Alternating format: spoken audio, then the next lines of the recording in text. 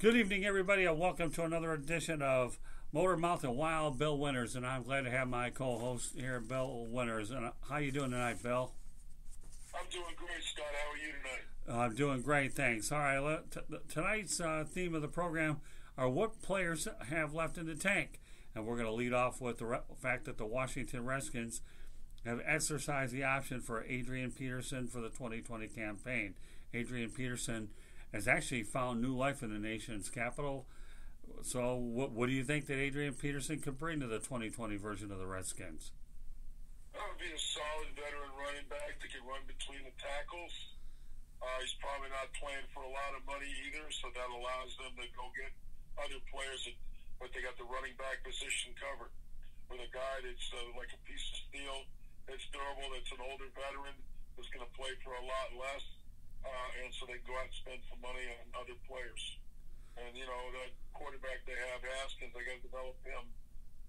Maybe Alex Smith will come off the DL and play too. So they can go out and get some other players in other positions. Okay, Greg Olsen signs a one-year deal to play worth $7 million for the Seattle Seahawks. Obviously, his time had come to move on from Carolina, and now he gets to play with Russell Wilson. How will that work out in the Pacific Northwest? We'll see. Seattle always does a good job of picking up veterans that have something to prove. I'm sure Greg Olsen feels he's got some miles left in the tank. It's really funny. I just broadcast the XFL games this past weekend, and he was kind of making it sound like he had some mileage left, so now he's got an opportunity. So, he's got a good off-season job broadcasting XFL games, and probably wind up going and playing some tight end for Seattle and give him that threat down the middle that the quarterback needs at Seattle. So that's a good thing. More power to him. A change of scenery will probably do Greg very well. Yeah, $7 million isn't a bad gig if you can get it for another year and still be able to audition and hone your skills in broadcasting during the spring. That's not a bad job either, is it, Bill? Oh, no. It's great. Love it. Okay. All right, let's talk about the next player, and that comes from Greg Olsen's former team, the Carolina Panthers. They think that Cam Newton will likely pass his physical in March. If he does pass the physical in March, how do you think Cam Newton will work out during the new coaching regime? It's going to be interesting.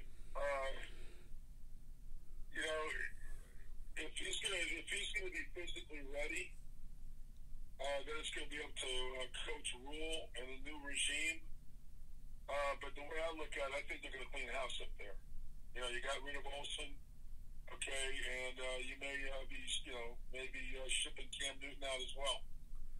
But, you need to develop a second quarterback, so who knows if he passes his physical, they may go with him and build their offense around him. If not, they may turn around and trade him, okay, and get something for him and start with a new quarterback that they pick up in the draft. Yeah, I was about to say, and there's a lot of good draft prospects out there. I'm not sold on Tua because of the medical issues, and nobody will ever convince me. But Justin Herbert's a good prospect, and I'm sure there's probably a few other ones that I'm not even mentioning. And, with all due respect, even if they wanted to pick up another quarterback, there are some good ones on. I would love to see Andy Dalton land somewhere else. But, I think the draft is most likely a good place for the Panthers to pick up Cam Newton's successor, because I certainly don't think that they have their successor on the roster right now. Don't.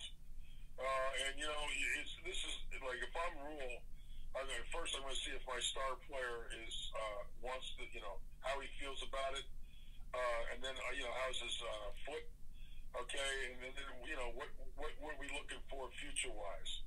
Okay, if I'm new head coach and I'm getting paid a lot of money, that owner's popping off a lot.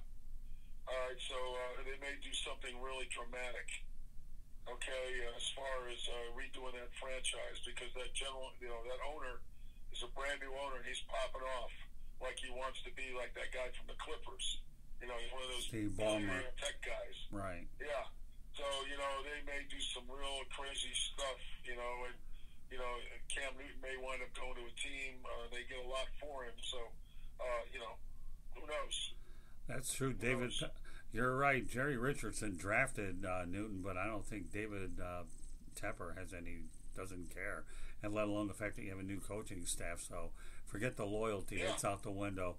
Cam Newton, obviously, they're cleaning house. Yeah. And, Greg Olson leaving. There's a solid tight end who's got some juice left, and they ship him out.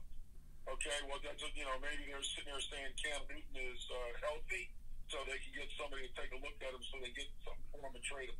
Well, let me throw a hypothetical. Trade damage good, but if he passed, and the doctors say it looks good, then somebody may look at making a trade for him. Well, all right. Now that you brought that up, and I know it's probably a real long shot, but I have to ask you, Bill. Cam Newton and Ron Rivera, a reunion in Washington D.C. Yes, no, or oh yeah. Yeah. Well, if I'm Ron Rivera, and Cam Newton's available, okay, and I got to pay him a lot of money. Maybe that's one of the reasons why they signed Peterson. You got a solid running back that's going to play for a lot less than a lot of star running backs and get the same production. Can you imagine Peterson and Cam Newton back there, the two-man game? And watching Haskins develop, wouldn't surprise me a bit. Yeah, and of course, if you're looking for Alex Smith, he's kind of like there too. Colt McCoy, a little bit of a logjam. I think there's got to be a couple of quarterbacks that would emerge with the Redskins that could ultimately put together. Cam Newton, Alex Smith is a backup. Okay, and you got Colt McCoy. You got three solid quarterbacks that you can win with. Okay, you got two different offenses. Okay, and it'll play out. Right now Alex Smith is not part of the equation because he's not 100% healthy. Okay, but he's getting there. He's got something to prove. So and I like the veterans. So Ron Rivera knows what Cam Newton can do. So that might be the perfect move. Right, and Haskins There's a rivalry too. Yeah. Carolina and the Redskins. Okay, and as far as I'm concerned, my gut instinct is Tepper wants to, he wants to put his stamp on the team.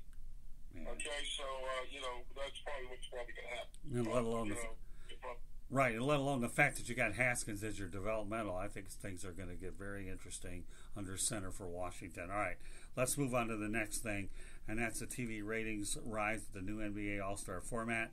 An average of about 7.3 million viewers on TNT and TBS are up from 8% over last year. Team LeBron defeated Team Giannis 157-155. I didn't watch the game, Bill, but the ratings are what they are. I'm wondering whether or not Kobe Bryant's presence probably factored into the honors. I don't know. I could care less about the NBA All-Star game, but the ratings go up and we have to report it. Well, here's my thoughts. The NBA ratings are down. All right, the XFL's beating their brains in right now with ratings. Right, exactly. Okay, that's the first thing. The second thing is that I think there was a lot of people that wanted to see the new format in the All-Star game and the NBA, and it was exciting and it was fun. I tuned in. I like to watch the NBA games. The All-Star game, no defense, guys just running down the lane, jamming it, shooting threes. After a while, it got boring. Okay, but in the fourth quarter, it got really exciting. I think because they were playing for some money or something. They played really hard. So as far as I'm concerned, the NBA is hanging by a thread to the All-Star game. They're doing something that at least improved it, but I also think it's a false read on the ratings. I'll give you one word to describe what you just said. You ready? Okay? Yeah. Curiosity. Yeah. Format. Yeah. End of story. Yeah. All right, let's but the NBA ratings will pick up during the playoffs. Everybody knows the teams that are going to be there, and the playoffs will be fun because it's 7 games, and you're going to see some really good NBA players. Okay, and it's going to be fun. But right now, the ratings aren't what they used to be, and the NBA is a little concerned about it. But at least they had a good All-Star game, and they're changing the format, so we'll see. Yeah, 7 games in 7 years to get through the playoffs, unlike the NHL, MLB, which I favor far more, and of course the NFL. I think the NBA playoffs are an absolute joke. And yes, folks. Folks, that is a. The Clippers and the Lakers. I'm sorry. What were you saying? That's okay. The NBA playoffs are a joke. So for all those individuals that are interested in family entertainment, the word "joke" is not a expletive. Thank you very much. Okay. So with that said, okay, let's talk about Mike Tomlin of the Pittsburgh Steelers is open to helping Antonio Brown, but has no interest in signing him. Bill, we always have one topic that you can really run amok. This might be the one of the night. Go for it. Well, I put on my Facebook page, I wrote a letter to Antonio Brown. Okay. All right, I knew his father Eddie a little bit. Okay, and here's the thing with Antonio. Okay, you got all the talent in the world, son. You crossed the line with social media, and he's doing all the right things. He's apologized to Roethlisberger. He's apologized to the Hollywood police. He's going to have to write a bunch of checks to some lawyers. They handle these girls that are going after him. They're doing a money grab. Right. Everybody kind of knows what's going on. It's probably going to take him 2 years to get back in the league if he's a good boy and does what he's supposed to do. Okay, and the reality of it is Mike Tomlin wants to see him back in the league. But, I was talking to a guy today who's a diehard Pittsburgh Steelers fan, and he really is turned off by Antonio Brown going to the Patriots. All right, and they just said, I said, what do you think that, Antonio Brown and Tomlin bring him back? There's no way in hell. All right, nobody in Pittsburgh wants him there because he crossed the line and was a real pain in the neck. All right, so the reality of it is I think that, Mike is sitting here, here's a super talent that's made some mistakes. He's trying to, win, get back in the league because now he's starting to realize that the NFL meant something to him, and Mike's going to do everything he can to help him, but they're not going to touch him. Yeah. I wish him a lot of luck because I really believe I'd love to see this guy playing in the league. He's that talented. As long as he stays off social media, doesn't act like a knucklehead. Yeah. Okay. Can I tell you something, Bill? From one brother to another. Okay. Ready? Don't hold your breath. It's been expensive for Antonio Brown, and damage control is fully underway. And you're right. He probably might ultimately get back in the league. You hope if he hasn't burned too many bridges. And I wonder how that Raiders gig looks now that he burned his bridge with Mike Mayock, and John Gruden was probably one of his biggest fans out there. And that's for another day, another time. Oh, sure, why not the Pittsburgh Steelers? You never know how good you had it until it's gone, right, Bill? Because he had it really good up in Steeltown. Oh, he sure did. And sure did. And if you can't play for Mike Tomlin, you can't play for anybody because Bill Belichick isn't going to go ahead and endorse him. And I don't know. I guess the Curiosity Tour, okay, and I like the word curiosity because that's becoming a current theme tonight. Is not only with the NBA All-Star team, but Antonio Brown. Stay tuned, TBD to be determined, and that's nice family entertainment tonight. Okay, so it's like it also is sort of like a little bit of a soap opera with him. You got a guy that's super talented, but you have a guy that crossed the line on social media. It's great controversy to sell product. Okay, and it blew up in his face. So now he's got to dig himself out of the hole he's been in. But I think some team will take a shot at him because they want to put fannies in the seats. But he's going to have to prove to them that he's not going to be a problem. All right, and that's what he's going to have to do over the next year or two. A lot of people who don't think he's going to be able to pull it off. All right, but you know what? We'll see. Hopefully if football means something to him, he'll toe the line and be a good soldier and get back in the lineup. All right, but Mike Tomlin's already kind of told you I'll help you all I can, but I'm not going to be a part of putting you back here because the fans will hang me.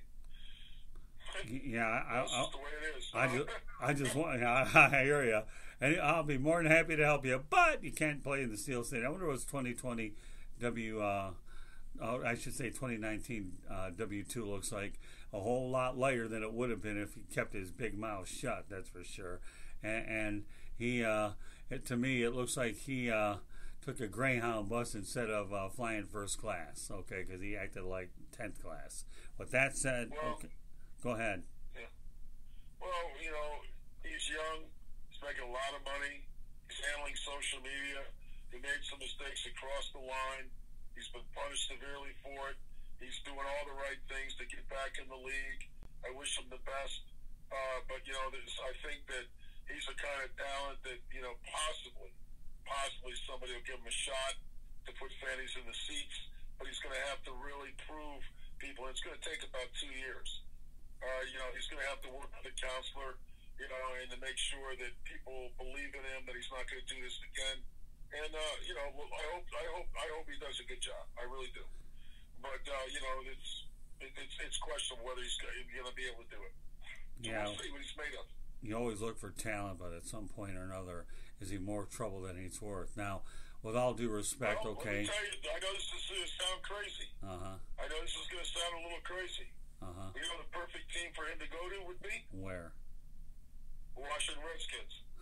No, it didn't sound crazy. You got Ron Rivera, an older coach. You got Cam Newton pulling the trigger. You got a veteran running back right there who's going to turn around and come right up to Antonio Brown if he doesn't act like a choir boy when he's with the Redskins. And then you got a guy that can take the top off the defense. I'm not so sure how There's crazy. There's a team right now that jumps out at me that would be willing to take a shot at Antonio Brown. And here's another thing. What's that? The fans aren't going to the games in Washington, D.C. They're going to have to do something that's a little outside the box. And what better way than to bring in a guy like that who has turned around, is contrite, and what means football to him something? It could be a shot in the arm for the Redskins. I'm not so sure how crazy it really is, and I'll tell you why I say that, Bill, because number one, Dan Snyder once upon a time signed Albert Hainsworth. He signed Deion Sanders, past his prime. So, he's not afraid to go ahead and take shots and to validate. And I'm trying to back up your comments that, once upon a time, Dan Snyder tried to charge for workouts with the Redskins fan base. Boy, I wonder how that worked out. Now, the team hasn't been relevant for a while. You finally bring in Ron Rivera. So that may be more realistic than a lot of people think. And so this show is a recorded show. You might look like a genius after that prediction. I like that prediction, but here's another thing. Ron Rivera is a former player. Okay, it's a little different when he pulls AB in a room and says, "Listen, I'm going to give you an opportunity. Don't blow it." Antonio Brown will respect Ron Rivera because he's won Super Bowls. Okay, so that's another thing too. Sometimes players have to look after players. Okay, so as far as I'm concerned, that would probably be the best place for him to go. Well, I got to tell you, you're right. Exclamation point. Next subject. My question to you now is, do you believe in legacies and dynasties? I used to, but the world of sports is changing. We were just looking before you we got on a show tonight. I was talking to my people, they give me a lot of intel. We were talking a lot about college basketball, and we were talking a lot about the XFL and the future of sports and everything else. Have you seen the standings? Okay, in college basketball right now, there's teams up there that I've never seen before. All right, and Evansville comes in and beats Kentucky. Winthrop beats North Carolina. Stephen F. Austin comes in and beats Duke on their home floor. And why? Is because the real good players are going to the NBA. So there's some people out there who think the NBA is kind of ruining college basketball. Now they got March Madness. That's going to be great for ratings, and that's what everybody's going to watch. So to answer your question, these legacies of powerhouse programs, being the consistent programs, I don't think so. I just think that the dynamic in the sports is changing. So, that's the way I would answer that question. I used to believe in legacies, the same teams being consistently good. But I think today that the thing is changing quite a bit. There's another rule out there right now that I was reading about this morning, Scott, about how a college player now can transfer without having to sit out a year. Okay. So I think that's going to really help a lot of programs that used to be dominant, that may not be able to keep being dominant, because if a guy goes to, let's say, Alabama, or he goes to the University of Florida, play football or whatever, and he's not happy, he doesn't have to worry about being penalized. He can actually transfer. He doesn't have to sit out a year. So, then all of a sudden you have what I call a more of an even keel as far as talent.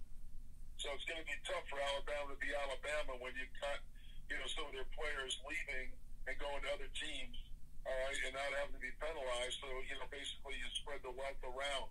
So you're not going to have dominant programs anymore. You know why I'm asking that? So, you want to know why I'm asking that question, Bill? no, why? I'll tell you why. I think one of the greatest women's hoops coaches ever was the late Pat Summitt of Tennessee. I really do. She put women's college basketball on the map. Now, she built that program. Right. So, and at one point or another, women's basketball was a lot bigger at Tennessee than men's basketball. Now, here's where I'm going with this, Bill. The UConn women ended a record streak of being out of the top 5 for the first time since 2007. Gino Auriemma has done some unbelievable things with the UConn women's team, and now all of a sudden, since 2007, I might add, are actually under the top 5. So it makes you kind of wonder. Now, I understand the Baylor coach, I think her name is Mulkey. I try to remember her name. Yes, Kim Mulkey. Kim Mulkey, thank you. Finally got her. Fastest woman to 600 wins. Thank you very much. That's where I'm going with it. I hope that Baylor. Getting inducted to the Hall of Fame as well. Right, exactly. So kudos to her, and kudos to you for doing your homework on that one. But the reality is I'd like to see the UConn women finally be. I'd like to see another women's program top UConn women, and they've had a great run. But I will always have the utmost respect for Pat Summitt. I really will. Okay, no doubt about it. No doubt about it. But here's the deal: it used to be Tennessee and UConn. Also used to be Louisiana Tech. Nipping at the heels. Stanford nipping at the heels. And Louisiana Tech. Notre Dame. Now, what's that? Louisiana Tech had a good program for many years too. Yes, but the women's game is changing so fast because these women are getting so good so fast that they're catching up to the men pretty quickly. And when South Carolina came in, along with that pro coach, I forget her name. She went down to South Carolina. I forget her name, but she was a great point guard in WNBA. She got that job over there. She went out and out-recruited Auriemma and got some ballers to go there. So all of a sudden now, UConn is threatened. I remember the other day watching television. They were interviewing a girl that played for the University of Oregon. Okay, Oregon came and beat beat Connecticut in their arena, okay, which is hardly ever done. And she said, yeah, I remember when we came in here a couple of years ago, we were in awe of them. Okay, but when we went up against them, we go, hey, look, if we get a chance to play these people again, we can beat them. That's happening now more than ever because just like we were talking about, the women's program is catching up to the men where women are now spreading the wealth around evenly. So it's going to be really tough for UConn to continue to keep dominating. Because back in the day, the women's basketball wasn't where it was at today. The real good ballers went to UConn. Oh, yeah. Or University of Tennessee. Right. Okay? But now there's so many great women basketball players out there over the last 5 to 6 to 10 years that, it's going to be tough for UConn to continue to dominate the way they have. Yeah, and there's going to be a tremendous amount of wealth being spread out amongst, I would say, 10 to 15 teams. Oh, yeah. I think the parity's definitely growing in the women's game, and I think that in the long run it'll be better for the sport if that trend continues. All right. And our final topic of the night, Bill, we'll talk about President Donald Trump pardoning former San Francisco 49ers owner Edward DeBartolo Jr., who was convicted of gambling fraud. He avoided prison. He was fined $1 million and suspended for a year by the NFL. Won 5 Super Bowl titles and was inducted into the Pro Football Hall of Fame in 2016. Good move, bad move by the president? Okay. I had to make a phone call on this one. Okay. All right, and this is what I found out. All right? I agree with Mr. Trump pardoning Mr. DeBartolo. From what I understand, he slipped $400,000 to the governor of Louisiana to try to get a casino there. Okay? So he got punished. He had to sell the 49ers, and what he did is he sold the 49ers to his family and got out. Mr. DeBartolo is the richest man in Tampa. He has donated millions and millions of dollars to primarily a lot, like, for example, the Down in Tampa, they have DeBartolo High School, where they get free, free this, free that. This guy is a really good person. I love Mr. DeBartolo because he built the 49ers into a world championship organization because he did take care of the players. Right. Everybody wanted to play for him. Mr. DeBartolo is universally loved. Universally loved. There's no doubt about it. What that man has done over the last 20 to 25 years is really make an impact on doing really good things for underprivileged youth in schools. And I believe that it's time that, he got pardoned for what he did. He's been punished enough, and I think it was a great move by Mr. Trump. And add a little footnote to what you just said. The 49ers have not won their 6th Super Bowl. They were all done under his watch. Yeah, and the reason is he treated the players like first class. They flew first class. They took care of the families. He did everything that every owner, any other owner could do. The DeBartolos are committed to winning. Okay, they made a great impact in a lot of the areas that they're involved in, particularly in Tampa. Okay, I didn't know all that. So my friend lived in Tampa, and he says, "Bill, this is what the DeBartolos do." And I said, "Wow." And then, I asked, I wanted to find out, how long ago that case was and what it was all about. Okay, quite frankly, it was kind of political. Okay, you bribe a guy for $400,000 to try to get a casino in there. Okay, you've been punished enough. What have you done since then? You've just given $20 to $50 million, all right, to people to help for better education. I think it's time we called off the dogs. It doesn't hurt, Phil, that the guy was inducted into the Pro Football Hall of Fame in 2016. If that isn't worth pardoning him, then tell me what the heck is. I love Mr. DeBartolo. Okay? I'm looking forward to meeting him someday. Okay. All right. I have some friends of mine that played for him. Okay, and they speak nothing but love about this man. Okay, so, I think that, over time, people prove who they are. Okay, so maybe he made one mistake about bribing a governor, okay, for a casino. Okay, all right, enough. What have you been doing since? And then all he's been doing is giving back and making people's lives better. Okay, and I think it is at a point now where it was well deserved. All right, I got about 2.5 minutes left in the show. You know what that is, right, Bill? Shameless self-promotion. Bingo. My goodness, this is clean family entertainment. Go ahead. All right, people, you can find me on my Facebook page. Go Google, Facebook Bill Winters. I think there's like 85 of us. All right, but you'll see a handsome fella with a face looking out a porthole in a round circle. Click on that, and you're on my Facebook page. I'd love for you to be friends with me. The reason you want to do that is I have a bunch of pictures that I post, okay, about what we talk about. Okay, so I think you'll see that we have a body of work that gives us a little bit extra, more street cred. All right, the next thing is you can find me on my YouTube channel. The easiest way to do that is type in my name, Bill Winters, and type in the word football afterwards, and you will see me wearing a Nike hat with a purple circle background.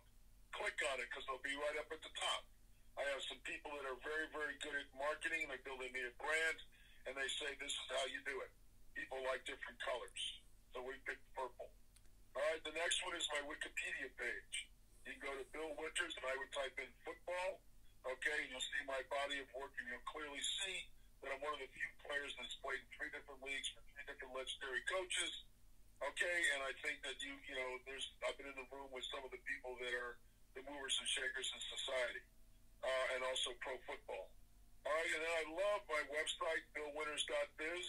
GoDaddy sent me an email saying it's one of the best websites they've ever seen. I thought it was really nice of them to do that.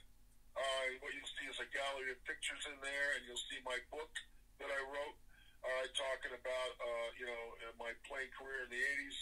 And that's it, ladies and gentlemen. My website, my Facebook page, my Wikipedia page, and also my YouTube channel.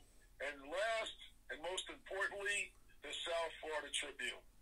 All right, if you go to iHeartRadio, or you go to Apple, or you go to, Spotify, and you Google You put in the search engine Motormouth, 2 words, and Wild Bill Winters. You will see our shows and start tuning in, because as we grow, we will separate ourselves from the competition, and you'll want to listen to us because we're able to give you the straight skinny and be one step ahead of everybody else. You got it. Let me go ahead and provide a little self-promotion on the company side.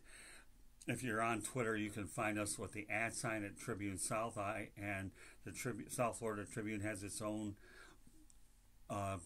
YouTube channel at South Florida Tribune. If you're a Gmail subscriber, you can log into your Gmail account and subscribe for free.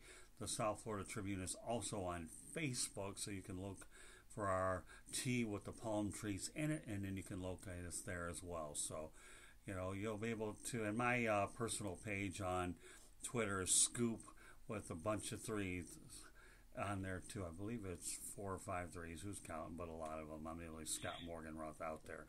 But the main thing is the South Florida Tribune on Twitter is something, and of course I also have a personal page on LinkedIn as well. So our main objective is we want to make sure that we get our brand out to everybody else. And this is the Motor City Mad Mouth as well. And you can again find us at www.southfloridatribune.com. Also, we have www.sfltribune.com or www.sflatribune.com. So you can reach us a lot of different ways. So Bill is also a regular guest on the Sports Exchange, as well as throughout the platform of programs that we have on the network. So meanwhile, folks, it's been a great program tonight. This one's going to be titled Left in the Tank. And the key components are Adrian Peterson, Greg Olson, of course, Cam Newton, to go along with the other subjects that we've spoken about. So, Bill, great show tonight, and we'll see if we can do better the next time. Okay, Bill? Have a good night, partner. Good night, Scott.